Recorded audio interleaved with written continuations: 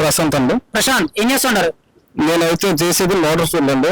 Motor పిఠాపురంలో తిరుగుతున్నారు. ఏ పని మీద వచ్చారు ఇక్కడ? మేమైతే ఇక్కడ పవన్ కళ్యాణ్ గారికి సపోర్ట్ చేయడానికి మేము వైజాగ్ నుంచి భీమిలి నియోజకవర్గం నుంచి మేమైతే రావడం జరిగింది. ఏంటి ఇక్కడ తిరుగుతున్నారు? మరి ఇక్కడ ఎలా వచ్చారు? మీ స్వతహాగానే వచ్చారా లేకపోతే ఎవరైనా ప్రమోట్ చేశారు మిమ్మల్ని? ఎవరు నాకు చేయలేదండి. మేమంటే మా సొంతంగా మేము పవన్ కళ్యాణ్ గారిని ఒకప్పుడు 2019లోని వైజాగ్ తరపున గాజువాక నుంచి ఈయన ఎమ్మెల్యేగా పోటీ చేసేసరికి అక్కడ ఓడిపోవడం జరిగింది. ఇప్పుడు మేము బాధపడుతున్నాం 2024కి పవన్ కళ్యాణ్ గారిని ఎందుకు మేము గెలిపించలేకపోయామని చెప్పి మేము బాధపడుతున్నాం. అలాగని చెప్పి ఇప్పుడు నిరుద్యోగులకి చాలా ఆంధ్రలోని ఉద్యోగాలు అయితే ఏమి లేవు. అలాంటిది ఇతను నిజంగా దేవుళ్ళ ఈయన గెలుస్తాడు. మెజారిటీ అయితే దగ్గర 1,00,000 మెజారిటీతోనే వారు వన్ సైడ్ అయిపోయింది.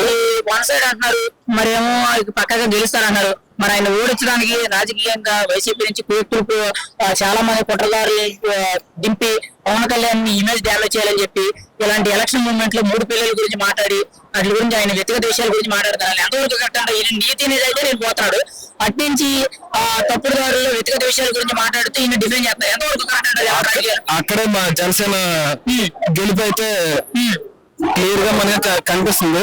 ఎందుకంటే ఇన్ని మంది ఒక ముద్రగడ్డ గాని ఒక పోసాన గాని చాలా మంది ఇంకా ఈ వంగ గీత గాని పవన్ కళ్యాణ్ గారి మీద దగ్గర ఒక 50,000 ఒక ఓటుకి ఇస్తున్నారని చెప్పి నాకు కూడా సంవత్సరం అయితే ఉన్నది. ఇప్పుడు ఓటుకి ఇక్కడ 50,000 వరకు ఇస్తానన్నారు. మరి ప్రజలు ఏమనుకున్నారు? మీరు ఇక్కడ తిరిగి ప్రచారం చేస్తున్నారు కదా, ఏమన్నారు ప్రజలు? ఓటుకి బంగారం 1,00,000 ఇస్తాను, 50,000 ఇస్తానని చెప్పి ప్రజలైతే మాత్రం వాళ్ళు ఓటుకి 50,000 కాదు, 1,00,00,000 రూపాయలు ఇచ్చినా సరే పవన్ కళ్యాణ్ గారిని గెలిపించుకుంటామని చెప్పి మాకు చెప్తున్నారు. అది ఖచ్చితంగా అయితే గెలిపైతే ఎక్కడంటారు? గెలిపైతే వాస్తవంగా చెప్తాను అయితే పవన్ కళ్యాణ్ గారు అసెంబ్లీలో అడుగు పెడుతున్నారు అంటారు. అది ఇప్పుడు మరి పవన్ కళ్యాణ్ గారు ఒక 4-5 రోజుల్లో ఎలక్షన్స్ జరుగుతున్నాయి, ఎన్నికలు జరగబోతున్నాయి.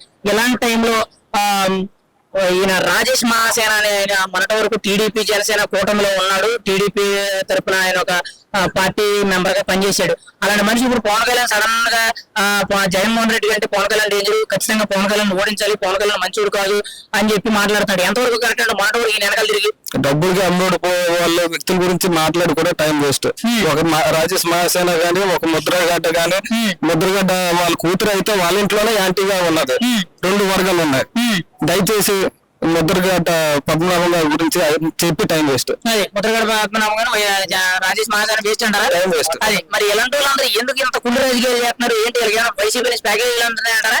ప్యాకేజీలు అంతే కాబట్టి ఒక నిజాయితీగా ఉన్న ఒక పవన్ కళ్యాణ్ గారి మీద మచ్చలేని మనిషి కాబట్టి వీళ్ళందరూ ఒక ఏదో బురద చల్లుతామని చెప్పి వాళ్ళందరూ ముందుకైతే రావడం జరుగుతుంది. అది ఇప్పుడు మరి ఇలాంటి ఎంతమంది దుష్ప్రచారాలు చేసినా గానీ, దుష్టులు వచ్చినా గానీ పవన్ కళ్యాణ్ గారి గెలుపు ఖాయం. ఆయన్ని ఎవరు ఓడించలేరు అంటారా ఈసారి? ఆయన్ని ఎవ్వరూ ఓడించలేరు. మాకైతే ఇక్కడ వర్మ గారు సపోర్ట్ ఉన్నది. గీత గారికి ఎంతమంది సపోర్ట్ చేయడానికి వచ్చినా సరే వారు వన్ సైడ్ అయిపోయింది. 100కి 1000% అయితే పక్క. అది ఫైనల్ గా పిఠాపురం ఆయన గెలుపు అనేది ఎలా ఉంటుంది అంటారు? పిఠాపురం భారీ మెజారిటీ పైన వస్తుంది. అది మీరు పిఠాపురం ప్రజలకి మీరు ఎక్కడి నుండి భీమిలి నుంచి వచ్చాను అంటున్నారు కదా, వైజాగ్ భీమిలి నుంచి వచ్చి ప్రచారం చేస్తానన్నారు కదా, ఇప్పుడు మీరు పిఠాపురం ప్రజలకు ఏం చెప్పాలనుకున్నారు? ఫైనల్ గా ఒక మాట చెప్పండి. దయచేసి ఒక్క అవకాశం అయితే జనసేనకి అయితే మీరు కల్పించండి. మీరు ఒక ఓటు బ్యాలెట్ నెంబర్ 4 మీద ఓటు వేసి ఎంపీ అభ్యర్థి 9వ నెంబర్ మీద ఓటు వేసి మీరు గెలిపిస్తారని కోరుకుంటున్నాను. జై జనసేన. ఫైనల్ గా గుర్తుండనా? గ్లాస్.